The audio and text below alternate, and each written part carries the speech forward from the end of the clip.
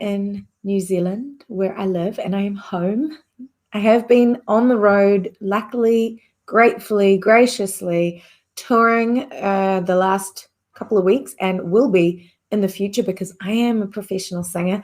But my passion is definitely in vocal coaching. And so, what I come to you on a Saturday morning with usually is some questions that I get asked or common things I see, I guess. And today, this is one of the things I want to spotlight, which I think is really important, is that before I work with a singer, I get them to complete an artist questionnaire. And I always ask them, what is your greatest fear or frustration in relation to singing? Today, we are going to focus on confidence because I'm just going to read anonymously, read a couple of the things that were stated to me. Now, I've worked with over hundreds of singers actually. And so this is just a snapshot. This is what I get sometimes. Okay. So, a fear or frustration is confidence. And I don't think I sound very good. Fear or frustration is confidence and control, being able to control your voice. Now, that one I get a lot too, and I've already done a video on that, which I'll link to it. I struggle to finish songs because I lack confidence in what I'm doing, a lack of confidence or just being inadequate. And biggest fear is I am not good enough. So sometimes it presents itself as a fear versus a lack of confidence in thinking about it as being a confidence issue, or I just simply don't have confidence in my ability. And so today I want to share with you 3 ways that I feel can help you to become confident in your vocal ability, confident in being a singer, and confident in being a performer. So let's get straight into it. Number 1, I think it's really important that you understand that you are unique as a human, as a creative, and certainly as a vocal coach. And that's simply fact. That is like physiology, design, infrastructure is just different. Even if you are a part of some identical sibling ship, twins, triplets, and so on, there are still subtle differences that make you unique from a structural perspective, like how your vocal tract is designed. Plus, how you've gone through life as well, too, might make your listening, how you've basically osmosis, how you've absorbed creative or musical influences will shape you. So you're always going to be unique. In fact, it's actually really hard to truly imitate another artist or another performer.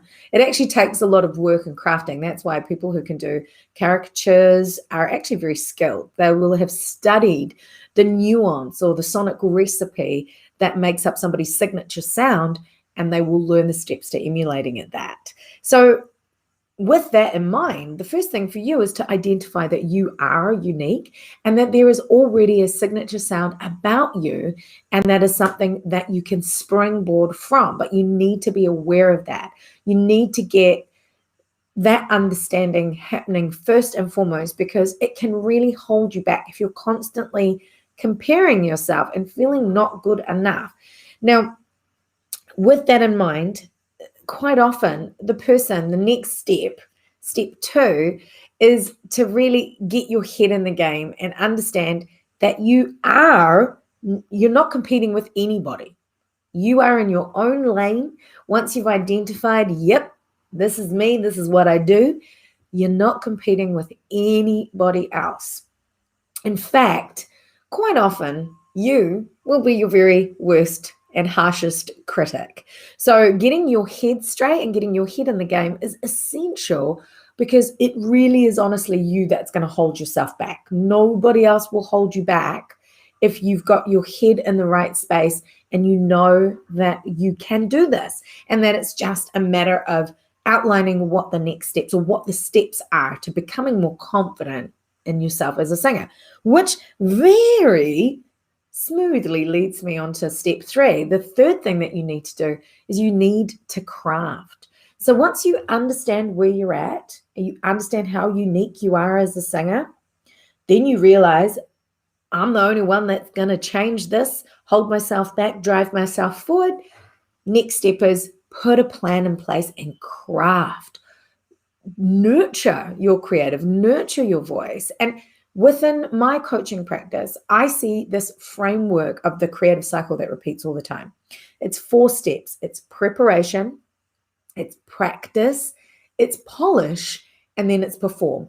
And you just cycle through those, whether it's day to day, whether it's like, in an overall practice or crafting process, whether it's from gig to gig or session to session or album to album or release to release, however you want to look at it.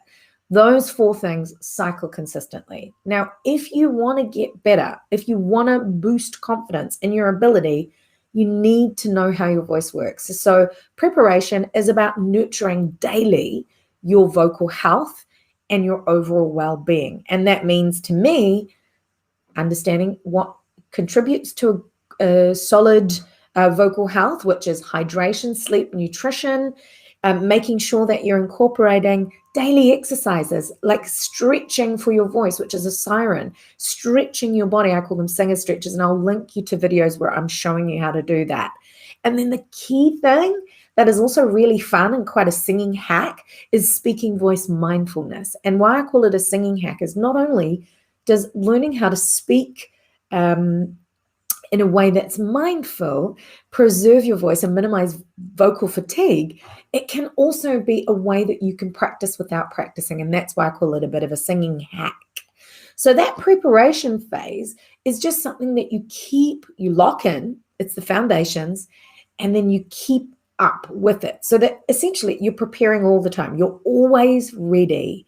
Now, trusting and nurturing in that process will inevitably build confidence, because if you're looking after your voice every day and you're doing a little something every single day, it literally takes 5 minutes. So that prepare process, that outline that I mentioned to you, takes 5 minutes. That's sirens and singer stretches, and then the speaking voice mindfulness you just keep in the back of your head throughout the day. The next step is the practice. Now that does take some focus and direction, because you need to figure out, how am I going to spend my time? How long am I going to practice? How often am I going to practice? And it often can be determined by what you're working towards. So if you've got a show coming up, I have a show that is coming up that is 29 songs that I'm doing backing vocals for, which I'm very excited about. I need a practice plan around that, like a logistics practice plan, like how many songs? And I figured out that leading in, because it's Easter weekend, which is like almost 6 weeks away, I'm going to do about an hour and 15 minutes of learning each day. And then once I've learnt those songs, I will go from going into a polish phase. So I'll be trying to get off book with it. And I will consider my performance element, which is actually going to be blending with the other 2 backing vocalists. And then there's a couple of feature songs. So that would be my sort of intent around the practice. And then I would implement that, like literally write it in my diary, figure out how much time I've got. But the practice itself is pretty much consistent. You always want to do a check-in with your voice, like those preparation phase. You always want to do some stretches to make sure you're releasing tension. You want to be sure that you're clear with what you're about to use, how you're about to use your time. And then it rocks out like vocal warm-up, vocal workout or technical practice or song study. That's the bulk of the practice. Vocal cool down, maybe a little reflection if you're journaling, using your vocal journal, and then taking some vocal rest depending on how hard you worked in the session. And I would do that anyway. Like even after talking like this for 20 minutes, I will take some vocal rest. So that's your practice plan. Then polish is, like I said, for me, it's different for this particular show, but polish is a song study in my mind. It's where you take one song at a time, you break it down from the key to the lyrics, to the phrasing, to the storytelling, and then what vocal qualities align to help that process. So yeah, how you're going to technically deliver the story. And then once that is done, you just go over it and over it and over it until you got it in your head. And then you move on to the perform phase. Now, the good news is that I've got this all outlined, and I will link, in fact, they're linked below in the comments, all of these guides you can download, and you can go through the process yourself.